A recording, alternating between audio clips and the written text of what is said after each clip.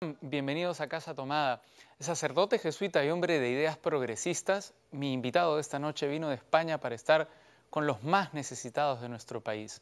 Su nombre ya es leyenda entre las pandillas y los comedores populares del Agustino, porque esta noche aquí en Casa Tomada vamos a estar con el Padre Chiqui.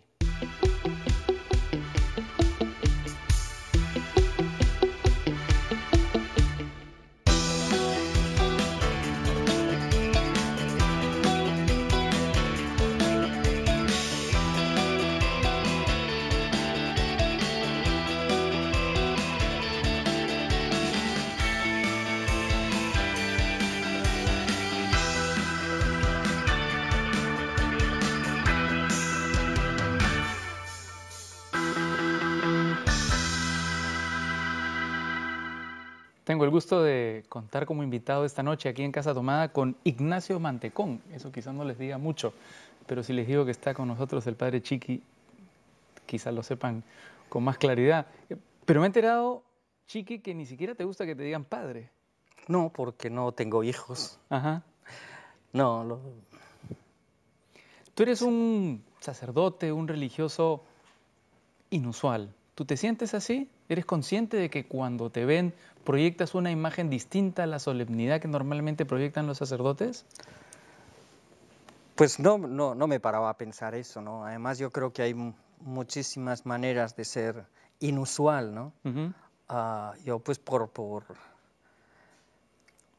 mi historia, por una serie de cosas, pues tal vez sea un poco más informal que otros, pero yo creo que de muchísimas maneras se puede ser sacerdote. Ujú. Tú naciste en el seno de una familia de derechas en la España franquista. Sí.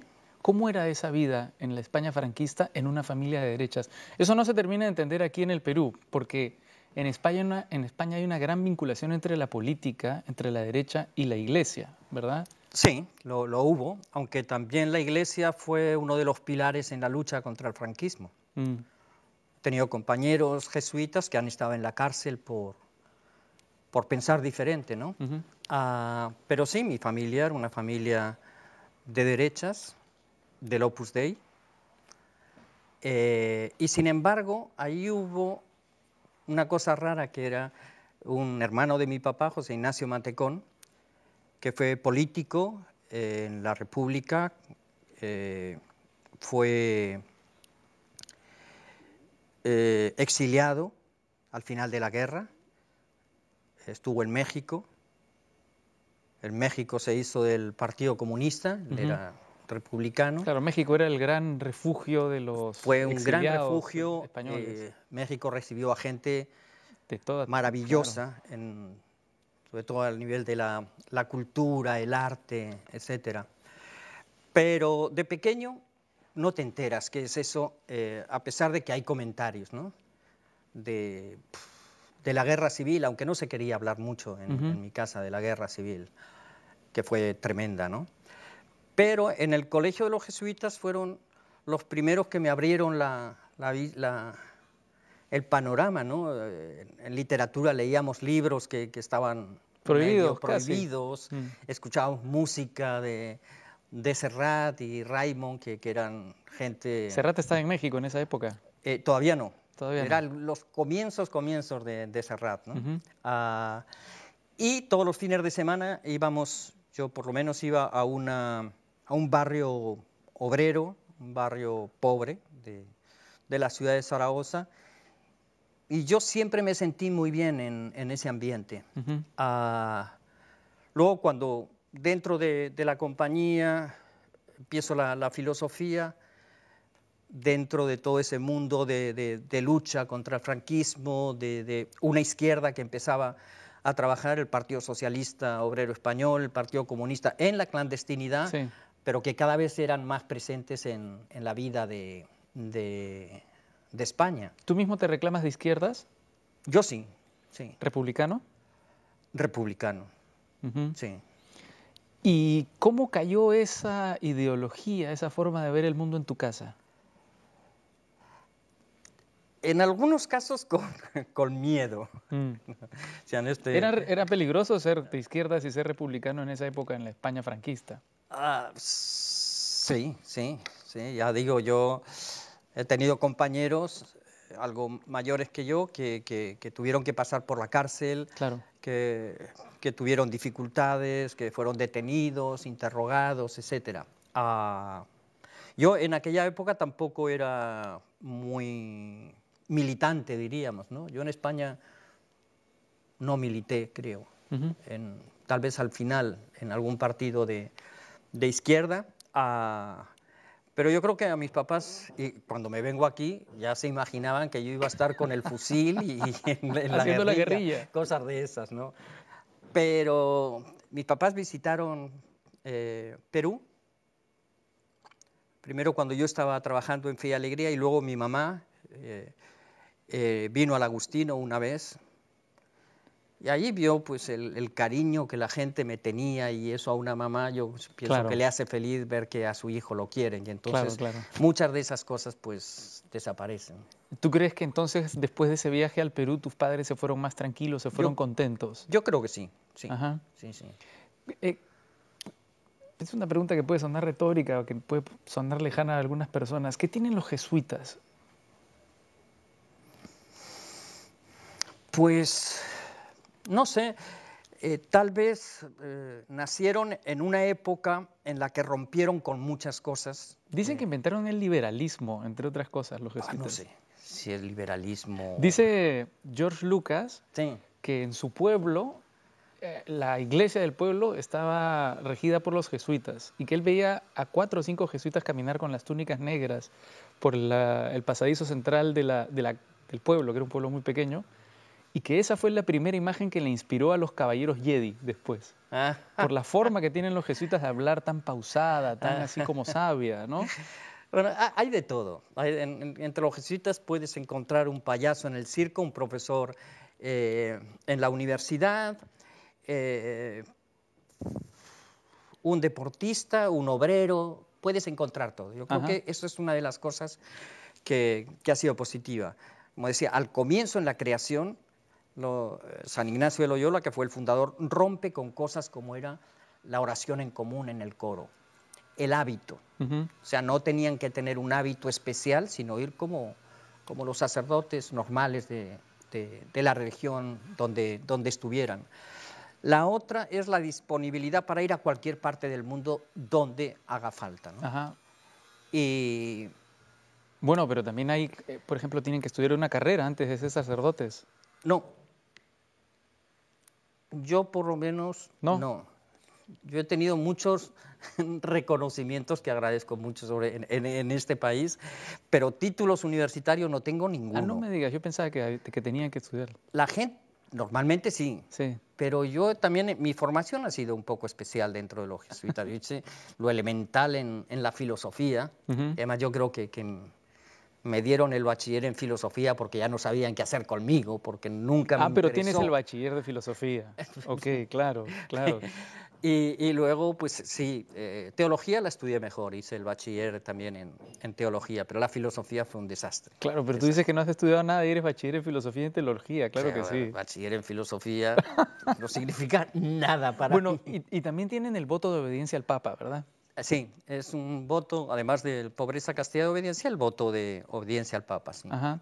¿Cómo ves el papado de Francisco? ¿Tú crees que será capaz de hacer todas las transformaciones que él quisiera? No lo sé.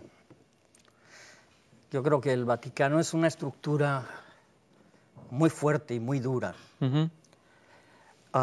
Yo creo que, por lo menos en mucha gente, sí que le ha dado libertad para pensar de una manera un poco más abierta, tanto entre los religiosos, los sacerdotes, como entre la gente, ¿no?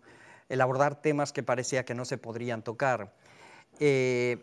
Signos de austeridad, por Sí. ejemplo, que son significativos, no van a cambiar grandes cosas, pero que una persona sí lo haga, pues yo espero que a otros que les gusta mucho el La boato pompa. y la pompa y todo eso, pues les haga pensar también. Ajá. Porque tuvo ahora una polémica, un sínodo sobre la Sí, familia, ¿verdad? sí. Que fue muy...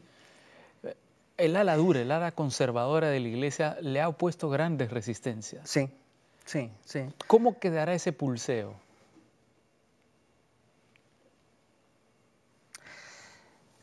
Eh, yo la verdad no entiendo mucho todas esas Las cosas políticas. estructuras políticas al interno de la Iglesia. Roma queda muy lejos, Ujú. ¿no? Yo creo que la figura de Francisco sí que está teniendo una significación especial y que puede animar a ciertos cambios, ¿no?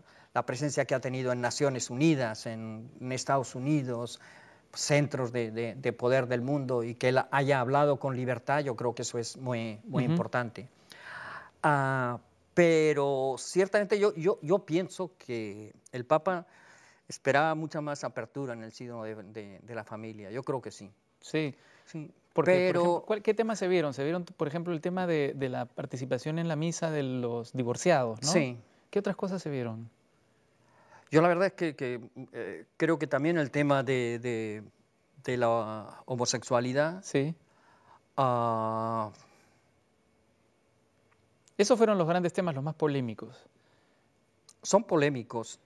Para mí, el que no tendría por qué ser polémico es el de los... Bueno, ninguno tendría que ser Ya. polémico. Yo creo que lo que ha dicho Francisco, que es el Evangelio.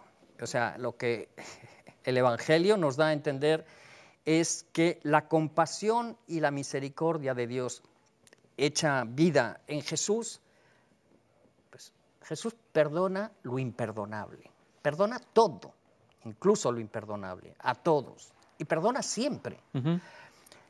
Eso que ha dicho, que dice el Evangelio, no juzguen y no serán juzgados, y que cuando con el tema de los homosexuales, por ejemplo, el Papa decía que él no era quien para juzgar y que no tendríamos que juzgar, es algo que está en el centro del Evangelio. Yo creo que se ha juzgado mucho en la Iglesia. Ujú.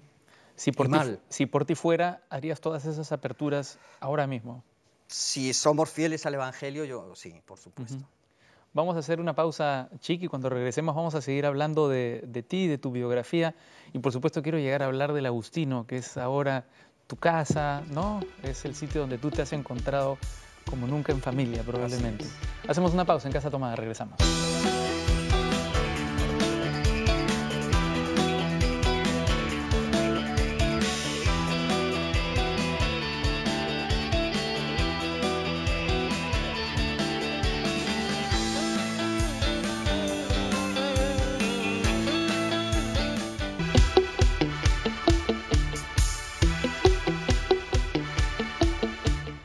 Estamos de vuelta aquí en Casa Tomada con el padre Chiqui, o simplemente Chiqui, como a él le gusta que lo llamen.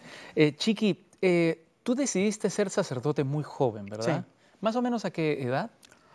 Yo entré en la compañía a los 17 años. A los 17 años. Que era lo normal en aquel tiempo. Una persona que entraba a los 20, 21, ya era muy viejo para entrar. O sea, era lo normal, acababas el colegio y entrabas, ¿no? ¿Tú no llegaste a hacer la mili entonces? No, únicamente juré fidelidad a la bandera, que era algo que hacen todos los militares cuando acaban el servicio militar o unos meses antes. Y a nosotros, a los religiosos que no hacíamos, nos llamaban ese día para la ceremonia de la jura de bandera. En aquel tiempo me acuerdo que el coronel que estaba al mando dijo, ¿esto se hace con sotana o no se hace? ¿Y tú no tenías o qué? Y yo no tenía sotana, claro. Y entonces tuve que fuimos a pedir prestada. Desfilamos me acuerdo, entre los gritos de insultos incluso de las familias de los militares, porque la iglesia pues era una gran parte de la iglesia, otra no. Claro, una parte de la iglesia era una piedra en el zapato del franquismo. ¿Y ya tienes sotana, no? ¿Usas? No. No, ¿y cómo das misa? Sí, simplemente La como misa estás sí, vestido. para los ornamentos religiosos, el alba, la casulla. Sí, cuando digo la misa en la parroquia, sí, pero normalmente no utilizo. ¿Tuviste novia antes de ingresar a la compañía? No, novia, no. ¿Te enamoraste? Tenía pues, amigos y amigas, pero no.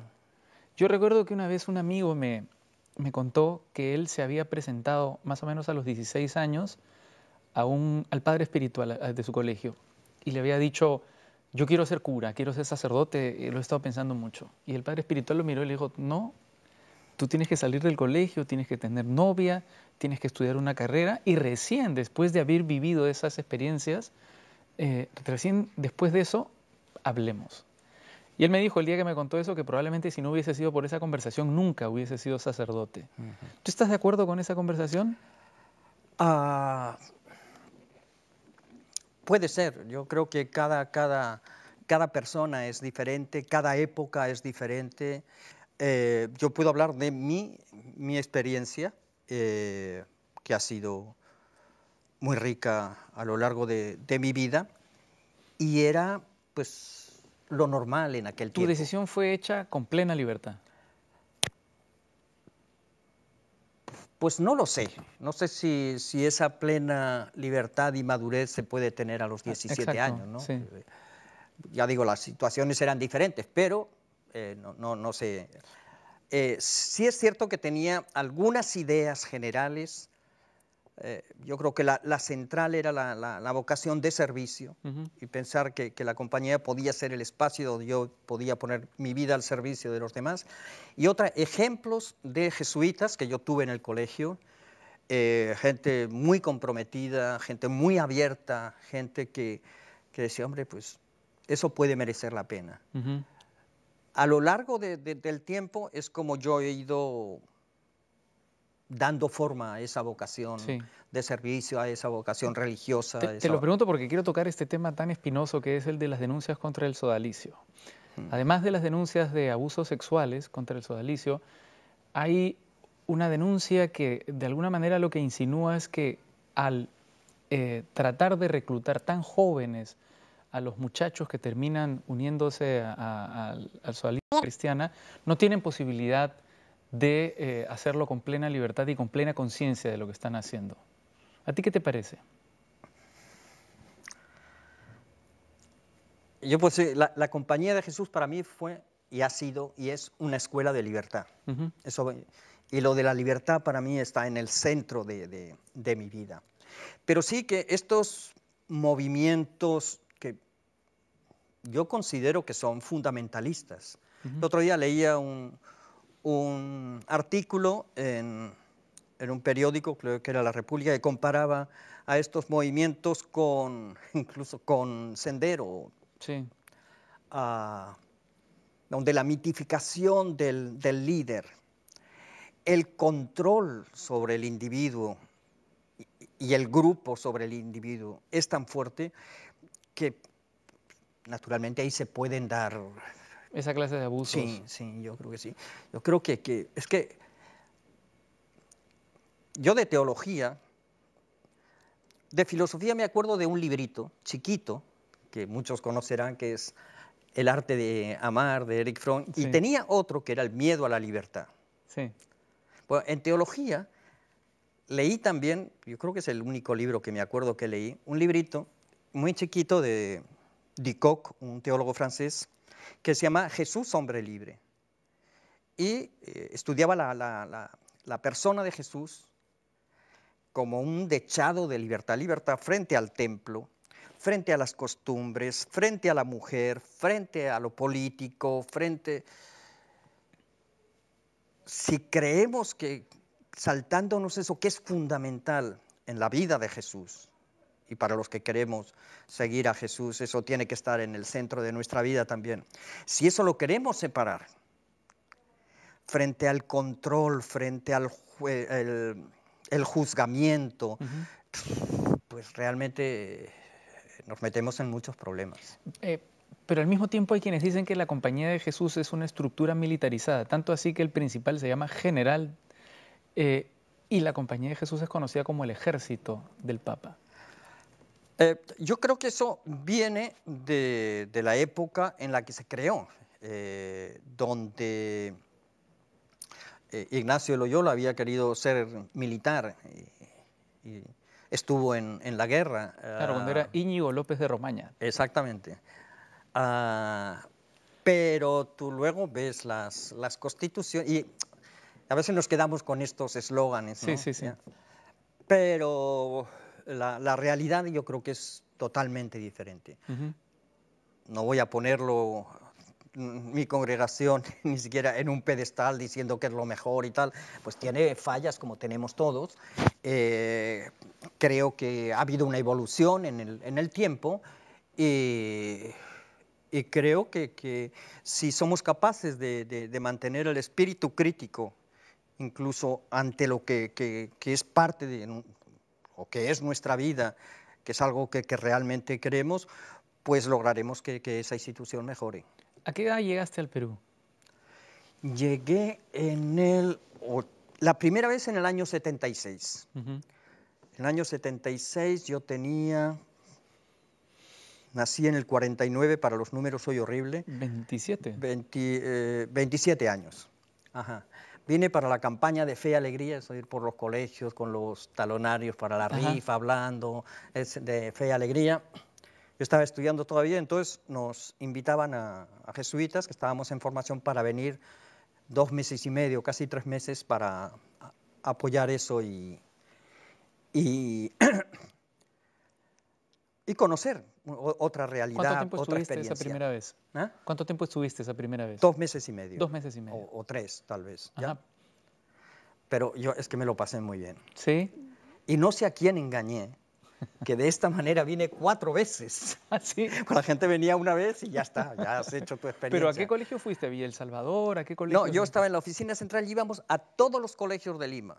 Inmaculada, a Villa María, a colegios nacionales, a todos. Eran 8 horas del día prácticamente dedicados a hacer la propaganda con Fe y Alegría. Pero de ahí conocí, por ejemplo, en el 76 conocí a Chabuca Granda. No me digas. Porque llamó por teléfono, yo fui a su casa para recoger el cheque que nos ofrecía. Ahí estaba, me acuerdo, Caitro Soto, Claro. Soto, no sé quién más estaba, iba con otro compañero jesuita que también cantaba y tocaba, ahí nos pusimos a cantar, a tocar y nos hicimos muy amigos. No Yo me a Chabuca digas. la recuerdo con un cariño. Y conocí también a un montón de músicos, buenos músicos, de grupos acá, eso. Yo me lo pasé, ya digo, muy bien, muy bien. Vine 4 veces y al final me dijeron, y me dije yo también, bueno, ya está bien de hacer turismo, y ya me quedé. O sea, tú te enamoraste del Perú a primera vista. Sí, sí. ¿Qué te gustó del Perú? Aunque pueda parecer contradictorio, me gustó la cantidad de necesidades que había, Ujú. como la oportunidad ¿De hacer algo? de crecer, yo creo que eso que hablaba yo antes de la vocación de servicio, que fue una de las cosas que me hicieron entrar, este es el campo perfecto, ¿no? Porque entre tanta necesidad, poder aportar. Y otra de las cosas que a mí realmente me impresionó fue la capacidad de solidaridad que tenía este pueblo. Ujú. Los pueblos jóvenes, que se decía en aquel tiempo, surgieron de las tareas comunales, de las conquistas de servicios, pues con las marchas, con el trabajo comunal, las puertas abiertas. Esa es la época en la que se construye Villa El Salvador, en la que aparece por primera vez Villa El Salvador, después de que se Ya estaba, creo. después de que se reubican más Ya o menos estaba, en pero los todavía 70, ¿no? había invasiones, en el Agustino mismo había invasiones. Reconstruir eso nos va a costar mucho. Yo creo que la dictadura de Fujimori y la guerra rompió con muchos de esos valores. Ujú. Y reconstruir eso, que para mí es fundamental porque es el alma del pueblo del Perú, Ha sido reemplazado por el individualismo. mucho. El egoísmo. Ujú. ¿Sabes? Que ver a un tipo en la televisión sacando fajos de billetes, va a decir, ¿esto se puede comprar? O sea, sí. Sí, Visto por millones de personas. increíble, ¿no? Patético. ¿Cómo decir que Tú estás describiendo un Perú que se parece más a María Elena Moyano, sí, ¿verdad? claro, María Elena Morano, a Pilar Col, a las señoras de los comedores populares, a los jóvenes que eran capaces de organizar un concierto de música para miles de personas sin ningún tipo de apoyo y que eso dura durante 20 años y en el que surgen músicos pues extraordinarios, ¿no? Vamos a hablar de todo eso después de una breve pausa aquí en Casa Tomada. Volvemos con Chiqui.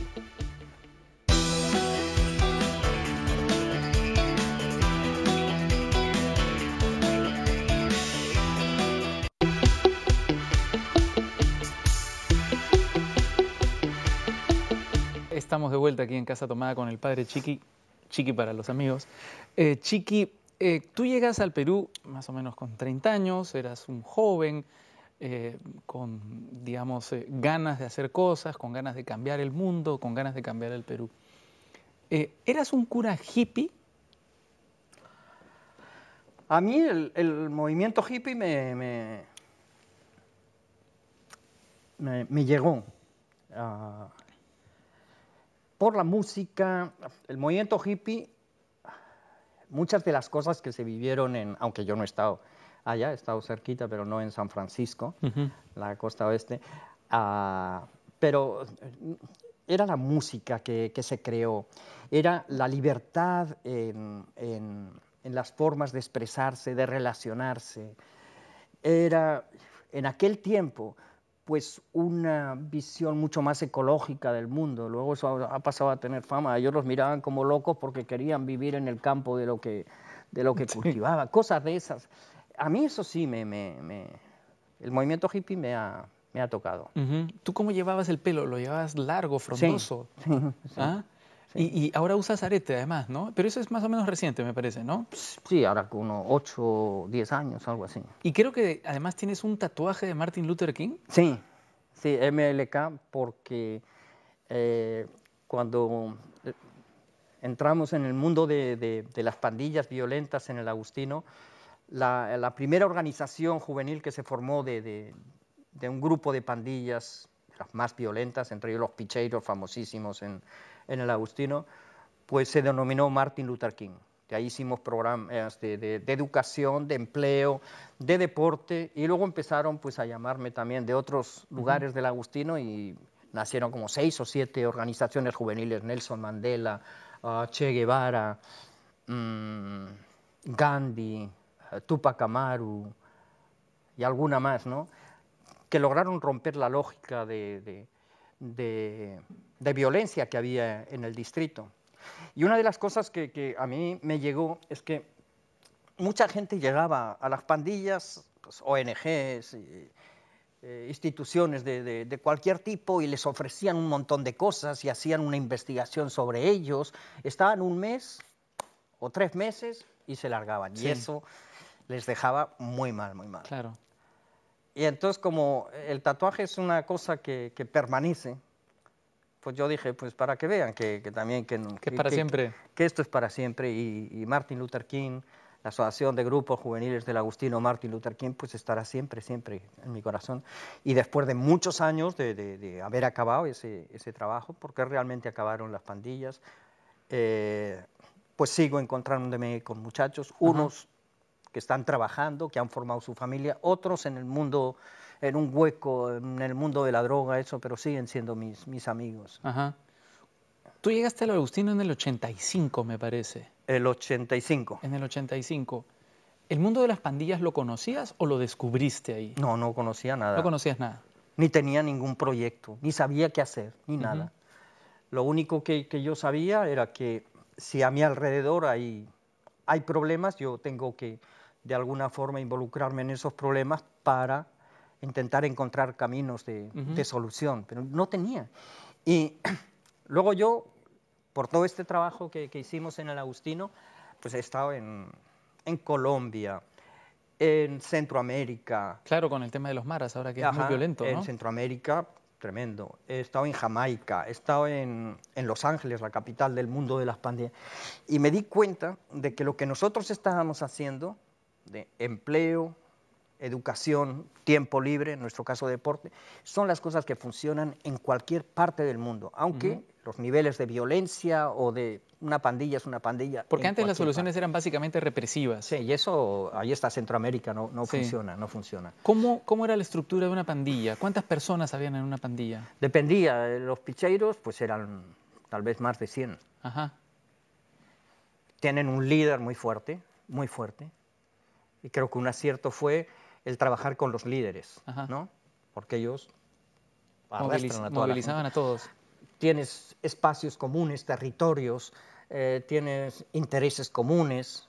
Ellos además formaban parte de Comando Sur. Intereses comunes como el equipo de fútbol o la música, ¿no? Exactamente. Y eso pues te posibilita el poder trabajar, ¿no? Por el espacio, por el líder, por la gente. Y estos programas de los que te hablo, de educación, empleo, Tiempo deporte, libre. en nuestro Sí. caso, pues surgió no porque a mí se me ocurrieran, sino porque salió de ellos. Ajá. Yo trabajaba con ellos, hacía una serie de O dinámicas. sea, tú identificaste las necesidades que tenían ellos. Ellos las sacaron. Ujú. Yo trabajaba con ellos cuáles eran sus carencias, sus necesidades, sus dolores, pero también sus ilusiones, sus esperanzas. Y eso salía. O sea, están en la calle muchos de ellos porque han desertado del colegio. Claro. Porque el colegio no les ofrece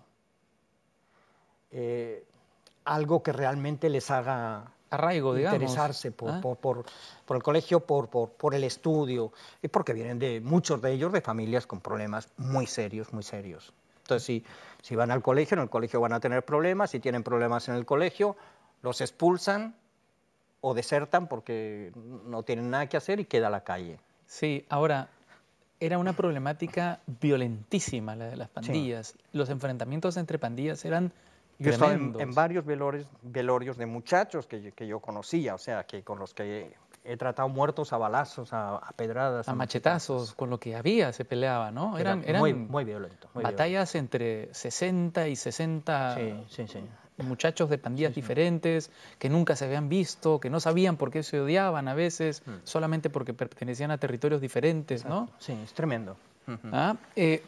Y eso se solucionó. Al final eso, digamos, se consiguió, digamos, darle cauce a las necesidades de estos muchachos, a la violencia que tenían dentro de estos muchachos. Pasaron cientos de muchachos por los programas de educación, de empleo y de deporte. Tenían actividades que nosotros llamábamos de reparación a la comunidad, porque de hecho habían hecho daño y a veces daños graves, ¿no? Claro. Entonces tenían que dar señales ante la comunidad, ante el cambio, en la celebración de la Navidad, del Día de la Madre, de limpieza de una zona, de ciertas cosas, ¿no?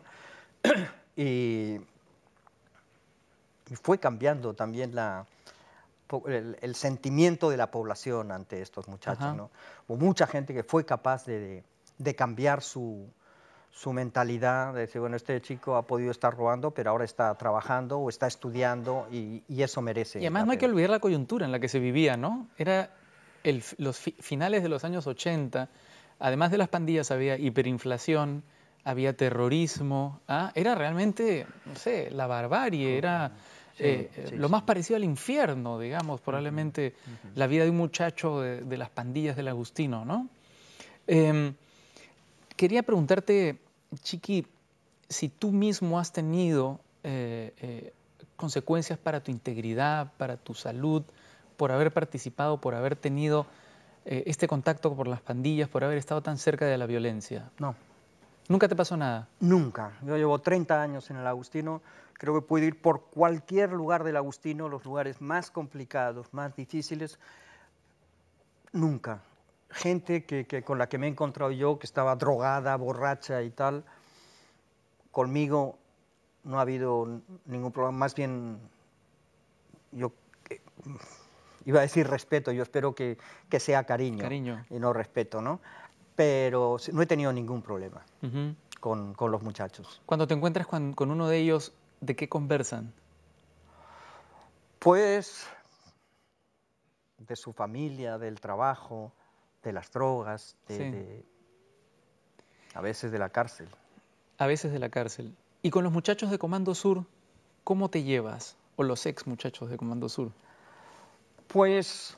Porque tú fuiste párroco de Alianza Lima también, ¿no? Sí, fui capellán en Alianza Lima.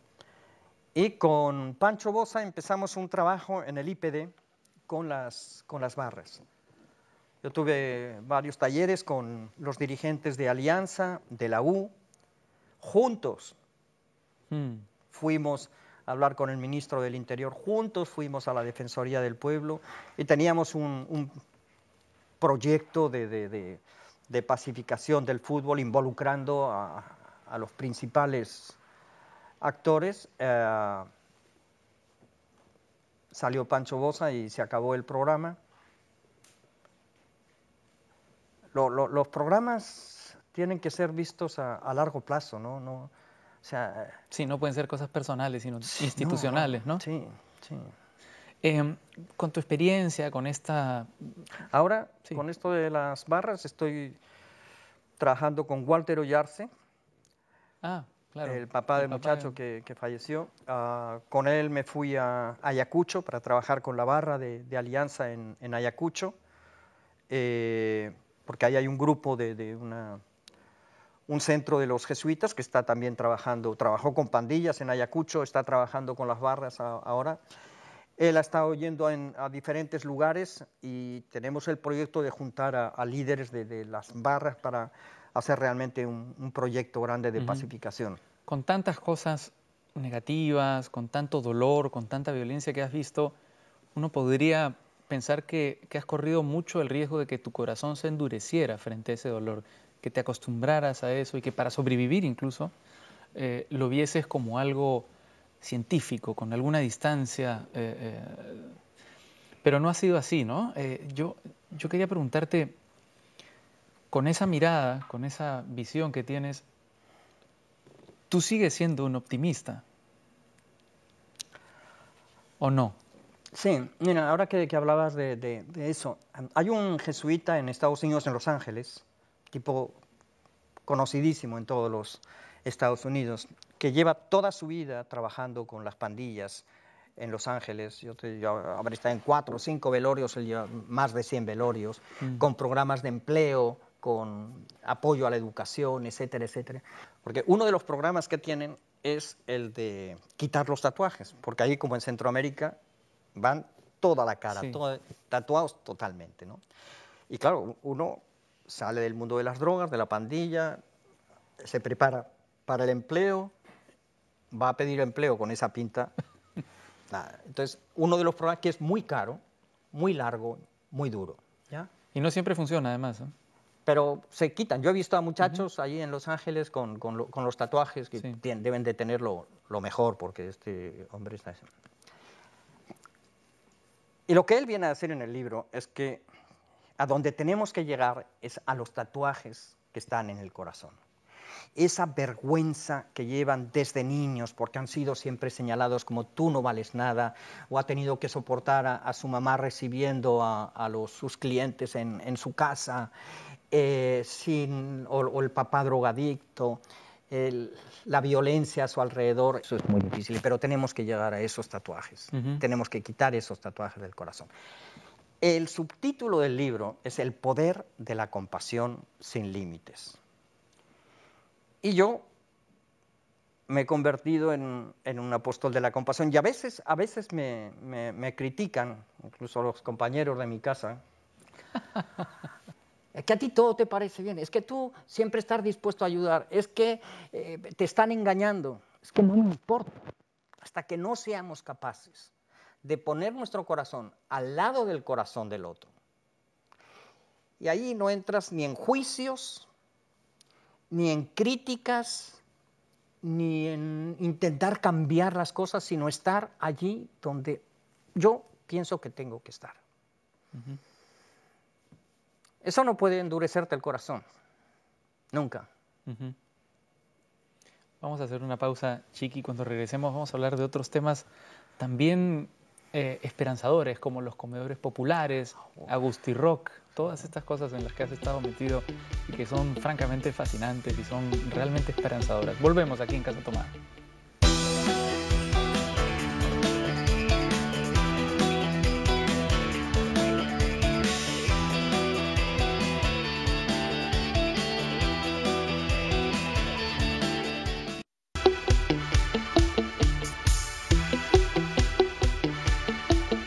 Estamos de vuelta con el padre Chiqui aquí en Casa Tomada. Chiqui, ¿cuándo fundaste el primer comedor popular? No, yo no he fundado. ¿Cuándo comenzaron a fundarse los primeros comedores populares con tu Pues, ayuda? fue antes de que yo llegara. Antes de que tú llegaras. El primer comedor popular autogestionario del Perú nació precisamente en el Agustino, de una comunidad cristiana que ante la necesidad, especialmente de los niños, pues crearon esta agrupación de mujeres que ponían su vida al servicio de los demás. Luego eso fue aumentando hasta que se consiguió toda una organización y allí la parroquia, el SEA, Servicios Educativos El Agustino, que es una ONG de los jesuitas que funciona en el mismo local que la parroquia, trabajó mucho por apoyar en la formación de las mujeres, el conseguir que de ese movimiento surgieran lideresas con fuerza, con capacidad política de presentar y de poner propuestas sobre lo que ellos estaban haciendo. Y eso ya estaba en los comedores populares, pero para mí fue una de las cosas que más me impresionó. Esa capacidad de solidaridad del pueblo que menos tiene. Claro, esa es a la que te referías, ¿no? Cuando hablabas del Perú que descubriste, ¿no? Sí. En la conferencia de Aparecida se fijó la posición del episcopado latinoamericano y del Caribe sobre la naturaleza misionera del catolicismo y la pobreza. El redactor del documento final de Aparecida fue Jorge Mario Bergoglio, el actual Papa Francisco. Y solo uno de los cardenales que participaba del evento se marchó del evento cuando se estaba discutiendo en una mesa redonda el tema de la pobreza. Y cuando se marchó, golpeó la mesa y dijo, esto parece un comedor popular. ¿Qué te parece eso? ¿Qué me va a parecer? Pues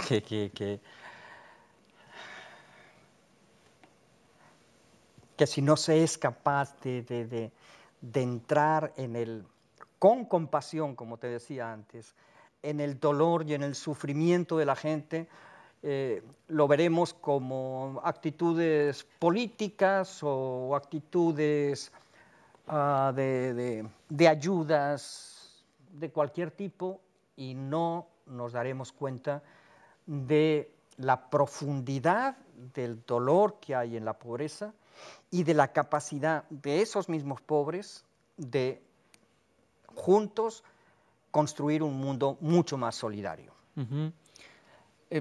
¿Tú sientes que le llevas la contra a la jerarquía religiosa? Yo no intento llevar la contra a nadie. Yo intento ser fiel al Evangelio y a mi ser humano. ¿Los travestis están en el plan de Dios? ¿Ah? ¿Los travestis están en el plan de Dios? Por supuesto. Una de las cosas que a mí me ha enriquecido y me ha cambiado es trabajar con travestis en el Agustino. Y ver otra vez, todo el sufrimiento, todas las angustias, todas las bajezas por las que han tenido que soportar de la sociedad, de autoridades, y sin embargo, como esa gran alegría de descubrir su dignidad, de ser lo que son, e intentar vivir con honestidad lo que cada uno es, ¿no? Me había olvidado de mencionar un dato que me parece increíble, que es que para el trabajo que hiciste con pandillas conseguiste que la Fundación del Real Madrid apoyara, ¿no? Fue posterior. Nosotros empezamos un equipo de fútbol que jugó en la tercera división distrital, segunda, primera, la interdistrital. Ya no teníamos plata y tuvimos que dejarlo, si no estaríamos ahora peleando en la punta del campeonato profesional, pero no. Y empecé a trabajar con los niños, pero con la idea de que no se trataba de hacer una escuela más de fútbol para que aprendieran a jugar fútbol y sacar unos campeones, sino cómo utilizar el deporte como un espacio de afecto, un espacio seguro, un espacio de educación y un espacio de formación. Y cuando la Fundación Real Madrid llegó al Perú, porque en Perú no tenía nada, tiene 200 escuelas por todo el mundo, más de 200, pues alguien le diría, bueno, pues el Chiqui está ahí haciendo cosas con niños, con esta idea. Vinieron y dijeron, esto es lo que queremos. Y ya llevamos casi 8 años con la Fundación Real Madrid. Claro, porque de esta conversación que hemos tenido, los únicos temas en los que estamos en desacuerdo son futbolísticos, porque tú eres hincha de Alianza Lima y del Real Madrid, ¿verdad? Sí. Pero ¿cómo puede ser posible? Pues de Alianza Lima, aunque yo ya en mi vejez, ya, y yo he sido de Alianza primero porque era el único equipo que antes de venir a Perú yo había escuchado. Nunca Ajá. escuché hablar de la U en No me España, digas. nunca. ¿Cómo han cambiado las cosas, no? Ahora la U es conocida en todo el mundo. Que casi todo el mundo. Y luego y del Real Madrid, porque desde pequeñito me acuerdo de haber visto las 5 primeras copas seguidas. Sí. He Las visto de jugar Di Stéfano. a Di Stéfano, a Gento, a Puskás y tal y eso. Hay una anécdota que cuando fui con los niños pequeñitos al campeonato este que organizábamos en Madrid, una de las visitas que teníamos era al Museo del Real Madrid, que está en el Santiago Bernabéu. Sí. Y en la entrada hay una gran fotografía, o había, donde estaba Di Stéfano, estaba Puskás, y había otro ya vestido con corbata, ya en el camerino se veía que era. Y yo le pregunto al guía, ¿quién es ese señor que está ahí con corbata al lado de Di Stéfano? Porque te presentaban a Di Stéfano. Ya no sé, algún periodista o algo. Digo, no, ese es el arquero de aquel equipo, que era Alonso Marquito Santamaría Lesmes, Santi Esteban Zárraga, Copa Real, Di Stéfano, Puskás y Gento. Tú sabías más que el guía. Mucho más. Y luego acá pero claro, es que luego viendo jugar al Barcelona, Ya, claro, eso pues ¿cómo no puede ser? es increíble. Sí. Pues sí. Entonces yo soy hincha del fútbol. Y después de haber trabajado con la barra de la U y con la barra de Alianza, por encima de Alianza o de la U, está el fútbol. Y en el caso concreto del Perú, la posibilidad de que el fútbol en el Perú pueda volver a ser una fiesta. Uh-huh. Del rock, de la música, ¿eres hincha también? Sí, sí. Yo quería cometer un atrevimiento porque a ti te gusta una canción que me gusta a mí también mucho, que va más o menos así: Macarra de ceñido pantalón. Sí, de Joaquín ¿Cómo va? Sabina. Pandillero tatuado y suburbial, Hijo de la derrota y el alcohol, sobrino del dolor, primo hermano de la necesidad. Y tuviste por escuela una prisión, Por maestra una mesa de billar. Eso es la realidad de muchos de estos muchachos. Y al final, pues también. ¿Cómo comenzaron con el Agustí Rock? Pues comenzamos porque siempre que teníamos alguna fiesta, un cumpleaños, algo en la parroquia, en el SEA, nos juntábamos ahí, sacábamos la guitarra, un cajón y empezábamos a cantar. Había un sociólogo y un comunicador que trabajaban en esta ONG nuestra, que eran unos músicos extraordinarios. Y entonces, pues siempre llegaba gente del barrio y había un muchacho que empezó a componer y a cantar cosas. Y entonces estos dos muchachos llamaron a otros dos amigos y hicieron un grupo de rock, creo que el primero que habrá habido en el Agustino, que se llamaba Simbiosis. Quique Larrea era el guitarrista y Boogie, el poblador del Agustino, el cantante. Hicimos un pequeño concierto y de repente nos encontramos de que había cantidad de gente que le gustaba el rock y era la época del esplendor de la chicha. Sí. Ahí llegó Cachuca, que cantaba boleros. Y entonces empezaron a darle forma a eso. Y yo abrí las puertas de las diferentes capillas que había en la parroquia para que llegaran y tocaran los muchachos lo que quisieran, como quisieran. Cuando tuvimos un volumen tan grande de gente, que además nos reuníamos para empezar a ver cómo nos organizamos, cómo nos apoyábamos, pues surgió la idea de hacer un concierto ya así más grande. Y eso fue el primer Agustí Rock. ¿Dónde lo hacían? El primero Agustí Rock creo que fue en la Ribagüero, frente a la municipalidad. Se cortaba la pista y miles de personas. Y ahí nos dimos cuenta que había gente buenísima haciendo rock, pero rock desde el más clásico y con una pureza así tremenda. Digo, pero estos muchachos, ¿dónde han escuchado eso? Increíble. a Chuck Berry. Antes de que existiera Internet, además, Sí, digamos, sí, sí, eso sí, sí. era más difícil. Y entonces ahí surgieron nuevos muchachos que se iban apuntando y 20 Porque años de ahí hemos salieron estado. 20 años, ¿no? De ahí salieron las Saritas, salieron los Mojarras, salieron Sí. un montón Todos de los grupos. músicos de la Sarita que se juntaron con Julio para formar la Sarita habían estado antes con Cachuca. Ujú. ¿Cuántas personas llegó a tener el Agustí Rock? ¿A cuántas se llegaron a reunir? En un concierto, 8.000. ¿O 10.000, 8.000? Sí. Cantidades impresionantes de Sí, gente, ¿no? sí, sí. Como dices tú, además, en el momento del predominio de la chicha. Sí, sí, sí, sí. ¿Ah? Chiqui, tú te has nacionalizado peruano. Me han nacionalizado porque Te han la nacionalizado nacionalidad peruano. me la conceden, Ya, no es que bueno, yo sí. se la arrebate.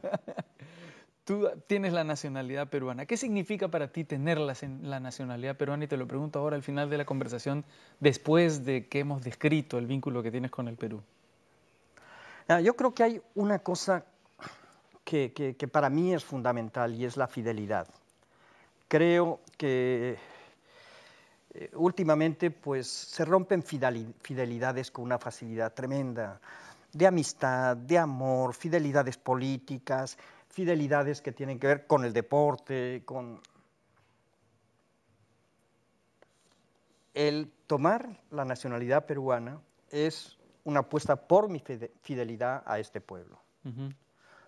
De repente en algún momento tengo que salir del Perú e ir a un sitio donde de repente hay más necesidad, pero iré como peruano. Porque la gran parte, yo he vivido más tiempo en Perú que en España, las cosas más grandes y las cosas más duras me han sucedido aquí. Uh-huh. Ser peruano es una muestra de agradecimiento también a toda la gente. La Defensoría del Pueblo te dio la medalla a la Defensoría por tu promoción y defensa de los derechos humanos, y yo solo puedo agradecerte por haber escogido ser peruano y por haber contribuido como has contribuido con el Agustino y en general con nuestra sociedad. Muchas gracias, Muchas Chiqui, gracias por haber a venido ti. aquí. Ha sido un enorme placer. Muchas gracias. Muchísimas gracias. Y muchas gracias a ustedes por acompañarnos este domingo. Nos encontramos la próxima semana. Permiso.